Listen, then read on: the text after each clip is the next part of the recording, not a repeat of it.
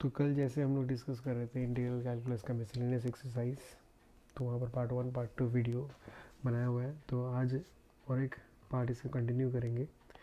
तो यहाँ पर हम लोग क्वेश्चन नंबर 11 जो है उसको देखेंगे। तो 11 में क्या दिया हुआ है कि integration of 1 divide by cos x plus a and cos x plus B.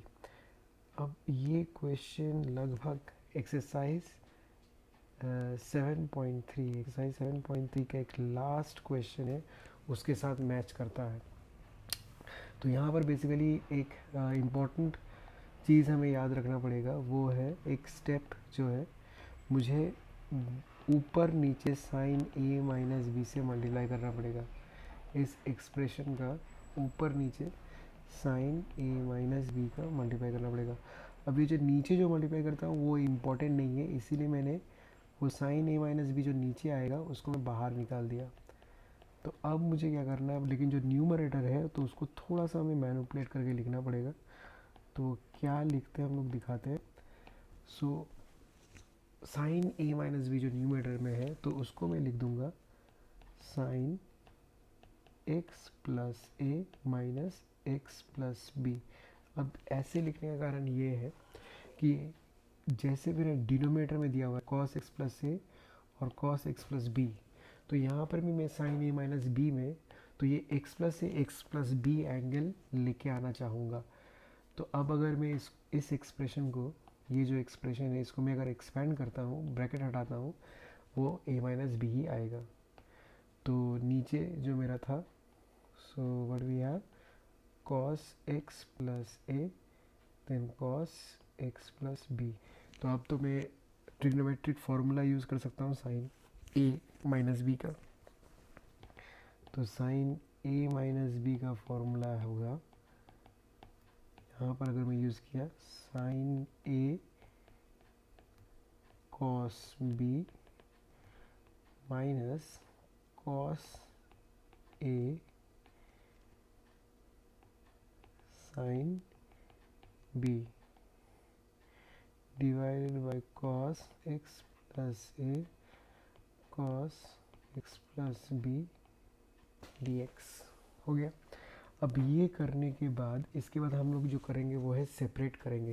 यहाँ पर न्यूमरेटर पे दो टर्म्स है तो सेपरेट करने से क्या हो जाएगा, तो मैं डायरेक्ट लिख दे रहा हूँ यहाँ पर। तो अगर मैं सेपरेट करूँगा वो टर्म्स को तो बेसिकली बन जाएगा, एक हो जाएगा cos x plus b, cos x plus b अगर काटेगा फर्स्ट टर्म के साथ तो वो बन जाएगा टेन एक्स प्लस ए, और दूसरा में again cos x plus a cos x plus a cancel हो जाएगा तो वहाँ पर बनेगा tan x plus b. And integration of tan x क्या होता है, that is log sec x होता है। तो ये बन जाएगा log sec x plus a, और जो दूसरा है minus log sec x plus b plus c. तो अब ये जो log a minus log b हम लोग वो फॉर्मूला यूज़ करके इसको log sec x plus a divide by sec x plus b लिख के छोड़ सकते हैं। तो ऐसे करते हैं हम लोग क्वेश्चन नंबर 11। नाउ अभी जो है हम लोग मूव करेंगे क्वेश्चन नंबर 12 पे। सो क्वेश्चन नंबर 12 यहाँ पर क्या दिया हुआ है, क्वेश्चन नंबर 12। सो यहाँ पर है integration of x cube divided by root over of 1 minus x to the power 8। तो ऐसा कुछ एक्सप्रेशन है। तो न्यूमरेटर में क्या है एक्स क्यूब और नीचे में क्या है 1 minus x to the power 8। तो जैसे ही मुझे एक्स क्यूब दिखा तो मेरा फर्स्ट ख्याल आएगा कि किसको डिफ्रेंशिएट करने से एक्स क्यूब आता है, एक्स टू द पावर 4 को, लेकिन यहाँ पर तो एक्स टू द पावर 8 है।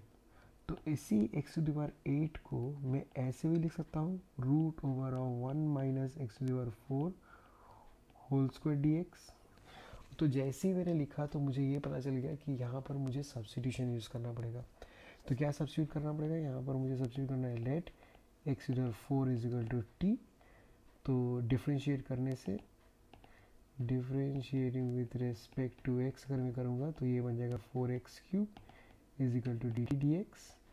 एक्सप्रेशन में क्या है मेरा, एक्सप्रेशन में दिया हुआ है x³ dx, तो x³ dx लाने के लिए हम लोग करेंगे x³ dx is equal to dt/4। तो ये मेरा एक्सप्रेशन, तो ये मैं सब्स्टिट्यूट कर दूंगा। तो अगर मैं सब्स्टिट्यूट किया तो क्या बन जाएगा, x³ dx का क्या dt/4 और वहाँ पर 1 माइनस टी स्क्वायर। तो आई होप इसका फॉर्मूला तुम्हें पता होगा, क्योंकि ये कुछ लगभग ऐसे दिखता है, integration of a² minus x² square root. So I hope you know what is the formula this one. तो बेसिकली इसका फॉर्मूला होता है sine inverse x/a plus c. तो ये कंप्लीट कर लेना। नाउ अब हम लोग जाते हैं क्वेश्चन नंबर 13 पे। सो क्वेश्चन नंबर 13 पे क्या है, तो क्वेश्चन नंबर 13 बेसिकली है यहाँ पर e⁻x मतलब एक्सपोनेंशियल फंक्शन यूज़ किया गया है। तो exponential function e⁻x divide by 1 plus e⁻x 2 plus e⁻x। अब इसे देख के थोड़ा सा मुझे पार्शियल फ्रैक्शन जैसा दिख रहा है, लेकिन यहाँ पर प्रॉब्लम ये है कि यहाँ पर e⁻x दिया हुआ है, तो हम लोग का कोई भी पार्शियल फ्रैक्शन में e⁻x कहीं भी यूज़ किया हुआ नहीं है। तो अब हम लोग क्या सोचेंगे, तो अब मुझे ये सोचना है कि ऊपर में क्या है e⁻x और नीचे में जो टर्म्स है वहाँ पर भी e⁻x है। तो डिफरेंस क्या डिफ्रेंशिएट करने से e⁻x होता है, e⁻x को ही डिफ्रेंशिएट करने से e⁻x होता है। तो यहाँ पर आप लोग क्या कर देंगे, यहाँ पर सब्स्टिट्यूट करेंगे late e⁻x equal to t। तो फिर अगर मैं डिफ्रेंशिएट करूँगा विथ रिस्पेक्ट टू x तो ये बन जाएगा e⁻x, तो ये बनेगा dt dx। तो मेरा आ जाता है e⁻x dx की जगह पर हम लोग क्या लिख देंगे dt। तो मेरा जो इंटीग्रेशन i बन जाएगा वो बन जाएगा dt divide by 1 plus T 2 plus T हो गया। ठीक है, अच्छा एक तरीका बता देता हूँ यहाँ पर, तो इसको तो हम लोग पार्शियल फ्रैक्शन से सॉल्व करेंगे। अच्छा पार्शियल फ्रैक्शन से करना, बिकॉज शॉर्टकट मेथड मैं दूसरे क्वेश्चन के लिए बताऊँगा।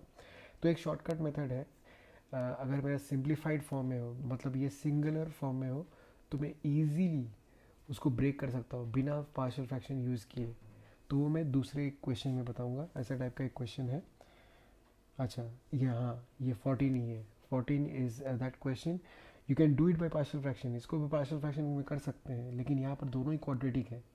तो अगर पार्शियल फ्रैक्शन में मैंने ब्रेक किया क्वेश्चन नंबर 14 में, तो क्या हो जाएगा कि यहाँ पर ax प्लस बी एक आएगा, फिर cx प्लस डी आएगा, मतलब चार चार कॉन्स्टेंट हो जाएंगे। तो इसीलिए कुछ कुछ एक्सप्रेशन हमें क्या करना पड़ेगा कि कैसे हम लोग इजीली कर सकते हैं वो सोचना है। तो x² प्लस 1 x² प्लस 4, तो जो पार्शियल फ्रैक्शन नहीं यूज़ करके तरीका है वो भी मैं दिखाने वाला हूँ। तो यहाँ पर मुझे ये जानना होगा x² प्लस 1 और x² प्लस 4 इन दोनों में से बड़ा कौन सा है, विच वन इज़ बिगर। तो x² प्लस 1 और x² प्लस 4 में से बड़ा कौन सा, ऑब्वियसली बात है x² प्लस 4 बड़ा है। तो अगर x² प्लस 4 बड़ा है तो 1 divide by x² plus 1 that will be greater than 1 divide by x² plus 4। तो पहले तो मुझे ये जानना है। तो ऑब्वियस सी बात है 1 डिवाइड बाई x² प्लस 1 हमेशा ही 1 डिवाइड बाई x² प्लस 4 से बड़ा होगा। अब ये जानने के बाद अब मैं एक एक्सप्रेशन लिखूँगा 1 divide by x² minus 4 minus 1 divide by x² plus 4, ये कितना होता है मुझे ये जानना है। तो इसको अगर मैं सिंप्लीफाई किया तो ये आता है, सॉरी यहाँ पर मैंने 4 लिख दिया दोनों में, तो ये 1 होगा। तो अगर मैं अब एलसीएम करता हूँ तो x² minus 1 x² plus 4 x² plus 4 minus x² plus 1, तो ये x² गया।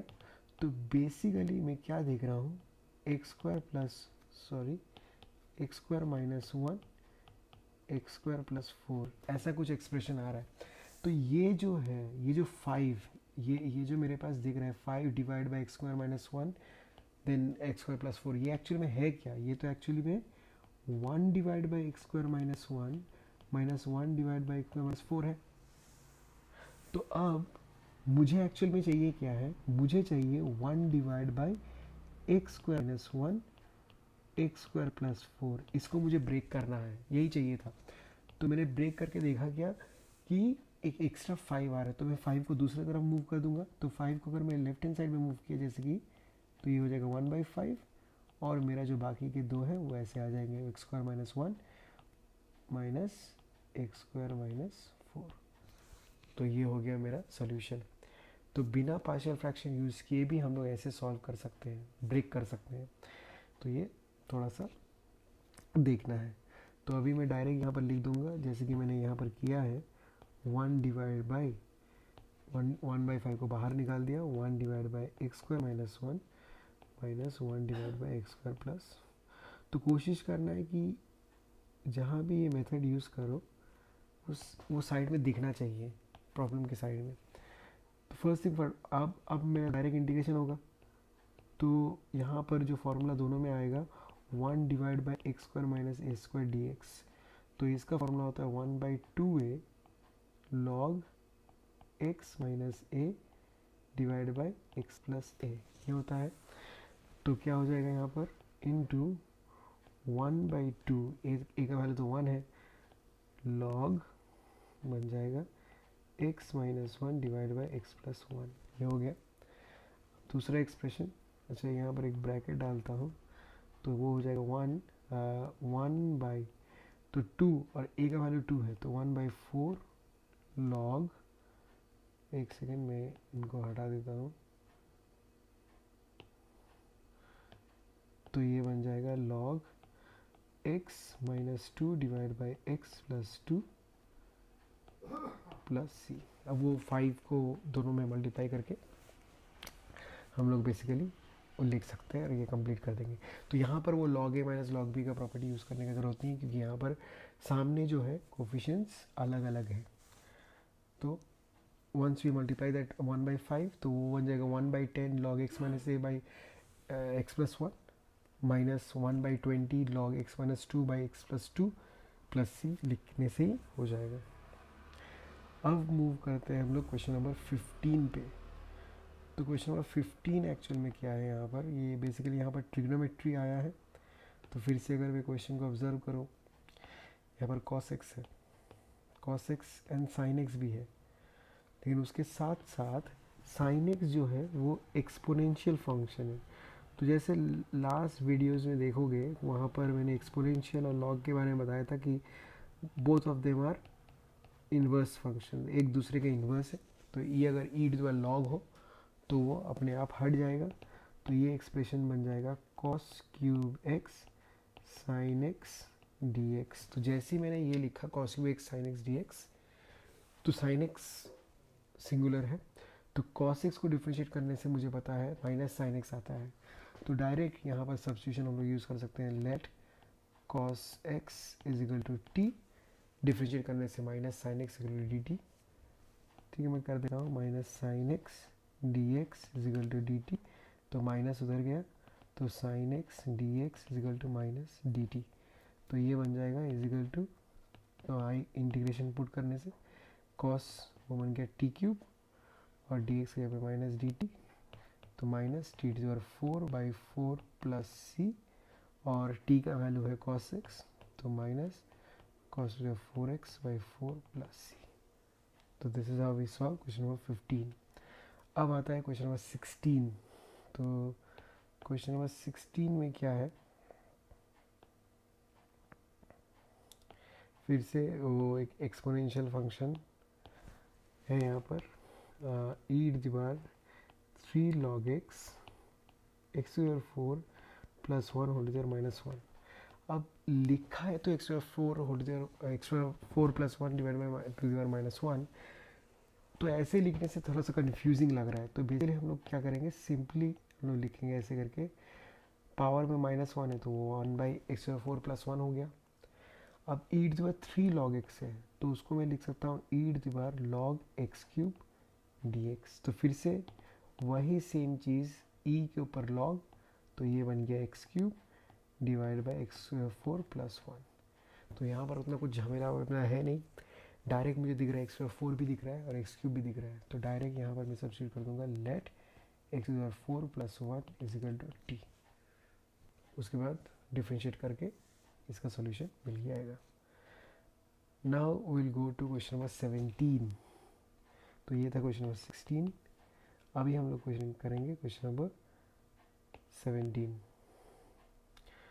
तो 17, अब उस ये तो कोई फंक्शन ही नहीं है, तो जैसे हम लोग ये क्वेश्चन को देखेंगे तो सोचेंगे यहाँ पर क्या करना होगा।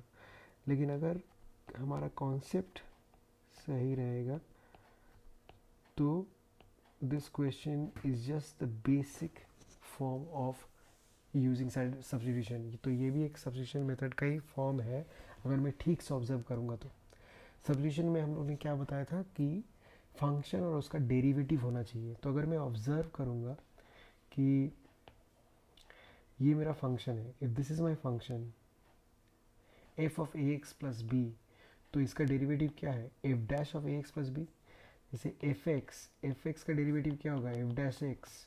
तो वैसे ही एफ ऑफ ए एक्स का डेरिवेटिव क्या होगा, f dash x, sorry f of a x का डेरिवेटिव होगा f dash a x then d d x of a x, क्योंकि चेन रूल यूज़ होगा। तो सिमिलरली यहाँ पर क्या दिख रहा है, फंक्शन है और उसका डेरिवेटिव भी है। तो ऑब्वियस सी बात है, मैं डायरेक्ट बिना कुछ सोचे मैं डायरेक्ट लिखूंगा let f of a x plus b is equal to t. अब अगर मैं डिफ्रेंशिएट करूँगा, differentiate with respect to x, तो ये बन जाएगा f dash a x plus b then d d x of a x plus b, और ये बन जाएगा d t by d x. तो ए एक्स प्लस बी का डिफ्रेंशिएशन होता है ए, तो ये बन गया a f dash a x plus b is equal to d t d x. तो मेरे एक्सप्रेशन में क्या दिया हुआ है, एक्सप्रेशन में है f dash a x plus b d x है, लेकिन यहाँ पर ए एक्स्ट्रा है। तो मैं क्या करूँगा, उस ए को दूसरे साइड मूव कर दूंगा डी टी के साइड, तो ये बन जाएगा डी टी बाई ए। तो क्या होगा मेरा integration, integration of I will become what, f dash I हो जाएगा f dash a x plus b d x. इनके जगह पे हम लोग डी टी बाई ए लिखेंगे, उसको कभी भी पहले नहीं लिखना है, हमेशा डी टी डी एक्स ये सब हमेशा लास्ट में होगा, डी टी बाई ए। अब ये जो है इसकी जगह पे मैं क्या लिखूँगा, टी टी, लेकिन इसकी पावर क्या है एन, तो ये हो गया टी डी बार एन, कुछ ज़्यादा ही गैप हो चुका है। तो ये है मेरा इंटीग्रेशन। तो 1/a तो कांस्टेंट है, और टी डी बार एन का integration t d bar n plus 1 divide by n plus 1 plus c. तो ये हो जाएगा 1 divide by n plus 1 a, और t d bar n plus 1 के जगह पे, अच्छा ये 1 लिखने की ज़रूरत नहीं है, उसके जगह पे लिख दूंगा f a x plus b n plus 1 plus c. तो ये है मेरा सॉल्यूशन ऑफ क्वेश्चन नंबर 17।